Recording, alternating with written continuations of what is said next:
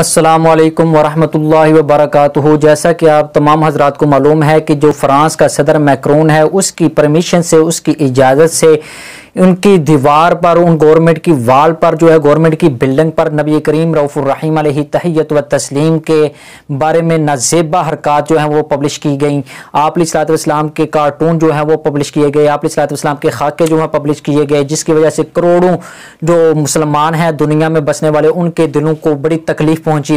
اسی کڑی کے سلسلے میں یہ جو ایک علاقہ ہے، ایک جو شہر ہے، ایک یہ کنٹری ہے جس کا نام کوسوو ہے، وہ کوسوو جو ہے وہ اس نے 2007 میں یہ جو ہے نا آزادی حاصل کی تھی، اور یہ اس میں اکثریت جو ہے مسلمانوں کی ہے، تاہم اس میں غیر مسلم بھی ہیں، اور وہاں پر جو ہے وہ لوگ زیادہ تر آزاد خیالی ہی ہیں۔ لیکن وہ جو مسلمان ہے وہاں پر، وہاں کے پارلیمنٹ کا ایک جو رکن ہے، اس نے یہ دیکھیں کیسا اس نے نبی کریم علیہ الصلوۃ والسلام کے ساتھ محبت کا اظہار کیا ہے۔ اس نے دیکھا کہ اہل یورپ جو ہے، فرانس جو ہے، جو وہ نبی کریم علیہ الصلوۃ والسلام پیغمبر اسلام صلی اللہ تعالی علیہ وسلم کے خلاف جو ہے وہ نازیبا حرکت کر رہا ہے، تو اس نے اپنا ریکارڈ کرایا، آپ علیہ الصلوۃ والسلام کے ساتھ محبت، پیار اور عشق کا جو جذبہ ہے اس نے اپنا ریکارڈ کروایا، اور اس نے وہ ماسک پہنا ہوا ہے جس پر لکھا ہوا ہے آئی لو محمد صلی اللہ تعالی علیہ وسلم۔ تو یہ جو لوگ ہیں، یہ دیکھیں، یہ ہمارے پاکستان کے حکمران سے تو یہ اچھے ہیں جنہوں نے کم از کم نبی کریم رؤوف الرحیم علیہ تحیت و تسلیم کے ساتھ اپنی عقیدت کا اظہار کیا،